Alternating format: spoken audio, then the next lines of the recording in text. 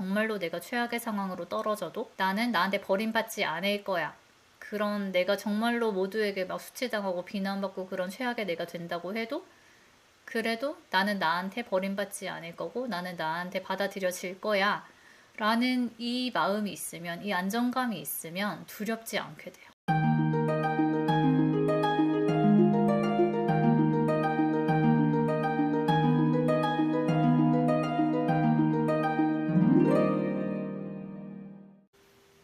안녕하세요. 레이키 마스터 루시입니다. 오늘 제가 준비한 주제는 두려움을 없애는 법에 대한 설명과 레이키 세션을 준비를 했고요. 결론부터 말하면 두려움을 없애기 위해서는 최악의 상황 그리고 최악의 나를 받아들이면 사실 두려움이 사라집니다. 우리가 두려움을 느낄 때 대부분의 그런 두려움이 아직 일어나지 않았지만 내가 정말로 최악의 상황을 겪게 되면 어떡하지?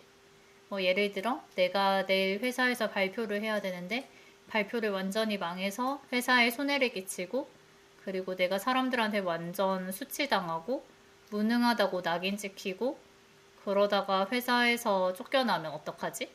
그러니까 이게 사실 최악의 상황이 두려운 거잖아요. 또 내가 취업이 안 되면 어떡하지? 내가 취업이 안 돼서 정말 먹고 살 돈을 못 벌어서 거지가 되어서 그렇게 굶어 죽으면 어떡하지? 내가 결혼을 못하면 어떡하지? 내가 결혼을 평생 못해서 막 정말로 나를 좋아하는 사람이 한 명도 없어서 정말로 혼자서 외롭게 살다가 사랑받지 못하고 이렇게 죽으면 어떡하지? 그리고 또 그럴 수도 있죠. 갑자기 사고가 나서 내가 다쳐서 장애를 가지게 되거나 평생 그렇게 불구로 살아야 한다면, 장애인으로 살아야 한다면 어떡하지? 그래서 이 두려움을 치유하기 위한 가장 좋은 방법은 이 두려움을 마주하고 그 상황이 엄청 너무 두렵고 힘들 것 같지만 내가 그 상황에 나조차도 받아들일 수 있게 되면 두렵지 않게 되거든요. 그래서 제가 이걸 치유하기 위해서 정말 두려운 상황을 많이 상상을 해봤어요.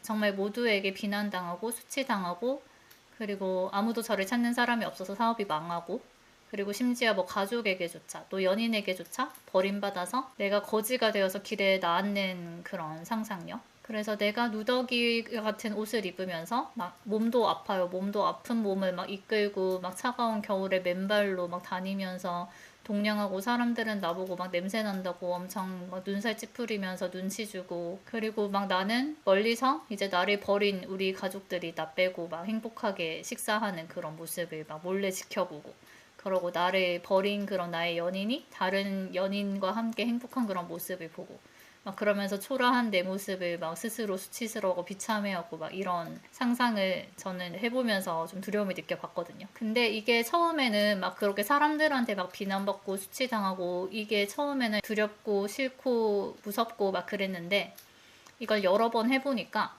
나중에는 그게 전혀 두렵지 않게 되는 거예요. 그냥 사람들이 나를 무시하거나 비난하거나 막 이런 버림받거나 이런 건 별로 안 두렵게 되더라고요. 근데 제 안에는 두려움이 계속 있었거든요. 그래서 이 두려움은 그럼 어디서 오는 거지? 하면서 이제 계속 그 상상을 해봤을 때 그 거지인 그 무능하고 찌질한 그런 거지인 제가 거의 반쯤 숨어가지고 얼굴만 이렇게 살짝 나와서 저한테 이야기를 해주는 게 혹시 이런 나라도 받아줄 수 있을까? 안 되겠지? 약간 이런 느낌으로 엄청 제 눈치를 보면서 나오는 거예요. 그래서 그 제 모습을 보고 엄청 눈물이 나면서 많이 울고 많이 아파했거든요. 그 모습이 사실은 제가 그동안 봐주지 않았던 제 모습이었고 그리고 사실은 그 아이가 제일 두려웠던 거는 사람들한테 수치당하고 사람들한테 비난받고 막 이런 게 아니라 제 자신한테, 저한테 받아들여지지 않을까봐, 저한테 버림받을까봐 그게 제 안에 있는 가장 큰 두려움이었어요. 그래서 이 아이가 제가 그동안 이런 모습을 절대 수용해주지 않고 또 인정하지도 보려고 하지도 않고 너무너무 싫어했기 때문에 계속 숨어 있다가 이제 제가 조금씩 감정을 보기 시작하니까 아주 조심스럽게 눈치를 보면서 나와서 이렇게 물어본 거였거든요.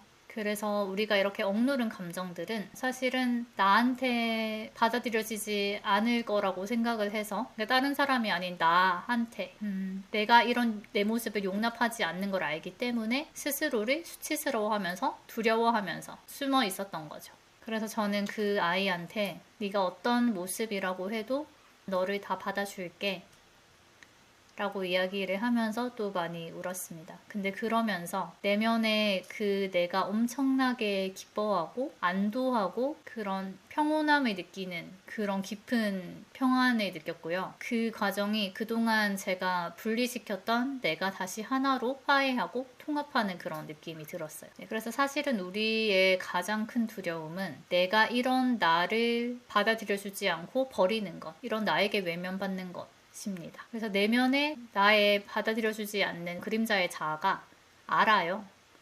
아, 얘는 이런 내 모습을 절대 좋아하지 않고 싫어하고 엄청 혐오하고 받아들여주지 않을 거야 라고 알기 때문에 스스로를 굉장히 수치스러워 하면서 숨어 있으려고 합니다. 그래서 우리가 이런 최악의 상황을 상상했을 때 사람들이 나를 이상하게 보는 것보다 사람들이 이상하게 보는 나를 내가 보는 게 더 힘든 거죠. 사람들이 나를 비난하는 것 자체보다 사람들한테 비난받고 수치당하는 나 자신을 내가 보는 게 더 힘든 거죠. 그러니까 내가 이런 사람인 거를 내가 견딜 수 없는 게 가장 힘들고 두려운 것입니다. 그런데 사실 우리가 두려워하는 그런 일들이 현실에서 일어나죠.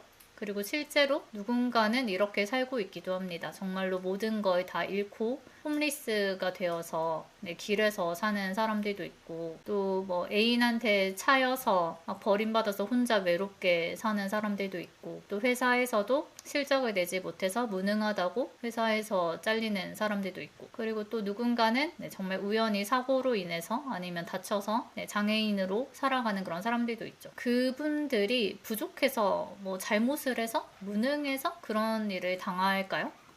그냥 사실 살다 보면 그런 일들이 생기기도 합니다. 저는 그 마음 공부에서 막 뭐 모든 것이 다 카르마로 인해서 생기는 것이다 막 이런 이야기 하는데 그 사람의 죄로 인해서 생기는 것이다라고 이야기 하는데 저는 그렇게 생각하지 않고요. 벌을 받는다 이렇게 이야기를 하는 게 굉장히 오만한 발언이라고 생각을 합니다. 성경에 이런 말이 있어요. 요한복음 9장 1절부터 3절 말씀이고요. 예수께서 길을 가실 때에 날때부터 맹인된 사람을 보신지라 제자들이 물어 이르되 랍비여 이 사람이 맹인으로 난 것이 누구의 죄로 인함이니까 자기이니까 그의 부모니까 예수께서 대답하시되 이 사람이나 그 부모의 죄로 인한 것이 아니라 그에게서 하나님이 하시는 일을 나타내고자 하심이라. 네, 아멘. 그래서 저도 이 말에 동의를 합니다. 그냥 그 사람이 잘못해서 막 이런 불행을 겪고 막 운이 안 좋아지고 이게 아니라 그건 신의 뜻이죠. 신의 뜻이 왜 그런지는 우리는 알 수 없겠죠. 그래서 우리가 어떻게 신의 뜻을 다 알겠습니까? 그리고 고린도 후서에서도 사도 바울이 정말로 너무 열심히 그렇게 헌신하면서 복음을 전하고 뭐 교회를 세우고 막 이렇게 하신 너무 열심히 사역한 그런 사역자이셨는데 그분이 그런 육체의 가시가 있다고 표현을 하면서 그 가시는 그런 뭐 병이나 고통, 육체적인 고통 이런 것을 뜻하는 것 같아요. 그래서 그 가시를 하나님한테 3번이나 이 가시를 없애달라, 제거해달라고 기도를 합니다. 그러나 하나님께서 그 기도를 이뤄주시지 않습니다. 그래서 고린도후서 12장 9절에 이렇게 얘기를 하세요. 나에게 이르시기를 내 은혜가 내게 족하도다. 이는 내 능력이 약한 데서 온전하여 짐이라 하신지라. 그러므로 도리어 크게 기뻐함으로 나의 여러 약한 것들에 대하여 자랑하리니 이는 그리스도의 능력이 내게 머물게 하려 함이라 라고 이야기를 합니다. 즉 교만을 막기 위해서 그리고 그런 약함, 나약함 속에서 하나님의 능력이 드러나게 하기 위해서 내가 이렇게 나약한 사람인데도 내가 이렇게 그런 큰 일을 할 수 있는 것은 그런 하나님의 능력이 나한테 임하였기 때문이라는 거를 사람들한테 알게 하기 위해서 그리고 이미 그런 이제 가시가 있다고 해도 내가 은혜를 받는 데는 전혀 지장이 없고 충분히 이제 은혜를 받을 수 있기 때문에 라고 이야기를 하죠. 그래서 어떤 고통을 겪는 것이 내가 잘못해서가 아니라 또 죄 때문이 아니라 또 그리고 그 고통이 반드시 없어져야 되는 것도 아니고 또 신은 이 고통을 이용해서 쓰시기도 합니다. 그래서 고통에 대해서 우리가 막 함부로 남의 고통을 이렇게 판단하고 뭐 죄 때문에 그렇다, 카르마 때문에 그렇다라고 하는 것은 이제 우리가 인간인데 신의 뜻을 알지 못하는 인간인데 너무 교만하게 그렇게 이제 판단하는 거라고 생각이 듭니다. 그리고 그렇게 생각할 수 있죠. 이렇게 고통을 당하는 사람들이 있는데 그리고 세상에는 누군가는 이런 고통을 당할 수도 있는데, 근데 왜 나랑 우리 가족한테만 이런 고통이 일어나면 안 될까? 내가 그 사람들보다 얼마나 더 나은 사람이길래, 얼마나 더 잘난 사람들이길래 나만, 우리 가족만 쏙 빼놓고 그런 고통을 다른 사람들이 겪어야 하는 건가? 라는 생각할 수 있죠. 사람들은 나한테만 이런 일이 일어났다고 억울해하지만, 반대로 얘기를 해보면 사실 누구한테나 그런 일이 일어날 수 있는 가능성이 있는 것인데, 왜 그 일이 나만 피해가야 하는가? 왜 우리 가족만 피해가야 하는가? 라고 묻는다면은 사실 우리가 딱히 할 말이 없죠. 네, 할 말이 없게 됩니다. 그래서 이 상황에서 이런 고통을 통해서 우리가 또 조건 없는 사랑을 배울 수 있게 됩니다. 정말로 여러분은 여러분의 조건 없이 사랑하시나요? 조건 없이 사랑한다면 정말 내가 용납할 수 없는 그런 최악의 내가 된다고 해도 그런 나를 내가 받아주고 사랑해 줄 수 있는지, 정말 모두에게 버림받고 수치당하고 비난받는 그런 존재가 된다고 해도 그런 나를 나는 버리지 않고 사랑해 줄 수 있는지. 그러니까 이 사랑한다는 게 무작정 내가 잘못을 저질렀을 때 나의 잘못을 다 봐주고 막 이렇게 하는 게 아니라, 정말로 사랑한다면 나를 올바른 길로 이끌잖아요. 우리가 우리 자식을 사랑할 때 그 자식이 나쁜 길로 빠질 때 그 자식을 올바른 길로 이끄는 게 진정한 사랑이잖아요. 그러니까 그런 거죠. 그래서 내가 그런 나를 그렇게 내가 잘못을 했거나 아니면 잘못하지 않았더라도 그런 막 고통을 겪는 일이 생겼을 때, 수치당하거나 하는 일을 겪었을 때 그런 나를 내가 포기하지 않는지, 너 정말 최악이다, 나는 너 버릴래 하고 이제 버리는 게 아니라 그런 나라도 내가 계속해서 붙잡고 계속 올바른 길로 이끌고 그리고 용서하고 그리고 사랑해줄 수 있는지. 우리 자신이 정말 두려운 것은 이 최악의 상태일 때의 나를 내가 거부할까봐, 받아들이지 않고 버릴까봐, 포기할까봐입니다. 사실 내 안에 있는, 아까 저한테 그 숨어있던 그 아이 같은 내면의 나는 내가 모든 세상의 전부예요. 내 안에 살고 있잖아요. 그러니까 나한테 버림받으면 그냥 온 세상, 온 우주한테 버림받는 거랑 똑같은 거예요. 그래서 갈 곳이 없죠. 내 안에서 숨을 곳이 사실은 없죠. 다 내 안에 있으니까. 그래서 평생 쭈구리처럼 이제 최대한 숨어 있으면서 나한테 안 들키는 곳에 숨어 있으면서 스스로를 자학하면서 스스로를 아프게 하면서 그렇게 살고 있는 겁니다. 그래서 사실 이런 두려움이 있을 때요, 남들이 나처럼 생각할 거라고 생각하게 돼요. 내가 이런 나를 용납하지 않으니까 아마 내가 이런 사람인 게 들키면은 남도 저 사람도 나를 용납하지 못하고 나는 버림받을 거야. 내가 이렇게 무능한 거를 내가 스스로 못 받아주니까 다른 사람도 이 무능함을 못 받아줄 거야. 아마 내가 무능한 거 들키면은 막 버림받을 거야. 그 두려움이 생기게 되는 거거든요. 근데 내가 그렇게 생각한다고 사실 다른 사람들도 그렇게 생각하는 게 아니잖아요. 근데 이제 우리가 다른 사람들도 그렇게 생각할 거야 라고 단정하고 그렇게 먼저 막 두려워하고 먼저 이렇게 수축되고 위축되고 하는 거죠. 그래서 더 긴장하게 되고 더 두려움을 느끼게 됩니다. 그래서 우리 내면에 그런 안정감이 있으면 정말로 내가 최악의 상황으로 떨어져도 나는 나한테 버림받지 않을 거야. 그런 내가 정말로 모두에게 막 수치당하고 비난받고 그런 최악의 내가 된다고 해도 그래도 나는 나한테 버림받지 않을 거고 나는 나한테 받아들여질 거야. 라는 이 마음이 있으면, 이 안정감이 있으면 두렵지 않게 돼요. 그래서 두려움이 올라온다면 한번 최악의 상황을 상상해 보세요. 그리고 그 상황에서도 그런 나를 내가 받아들여 줄 수 있는지 한번 물어보세요. 그러면은 내가 그런 나를 일단 받아들여 주잖아요? 그러면 그 상황에서 새로 시작할 수 있거든요. 그렇게는 못 살 것 같죠. 나는 정말로 그런 모두에게 막 다 수치당하고 막 그러면 쪽팔려서 못 살 것 같아. 회사에서 막 잘리고 아무도 나를 안 써주고 그러면 나는 아마 굶어 죽어서 망할 거니까 막 그런 나로는 못 살 것 같아. 하지만 그렇게 이제 내가 생각하는 그런 최악의 상황이 된다고 해도 살 길이 항상 있어요. 네, 어떻게든 사실은 사라집니다. 내가 정말 발표를 잘 못할까봐 두렵다면은 그 최악의 상황을 상상했을 때 막 사람들한테 엄청 수치당하고 비난받고 막 회사 사람들이 나 엄청 욕하고 그 내가 무능한 게 소문 회사에 다 나고 그래서 회사에서 내가 결국 잘린다고 생각을 해보는 거죠. 그래서 근데 그런 나를 무능하다고 욕먹는 그런 나를 내가 받아줄 수 있느냐. 그래서 받아준다면 그런 나를 데리고 또 열심히 살면 되거든요.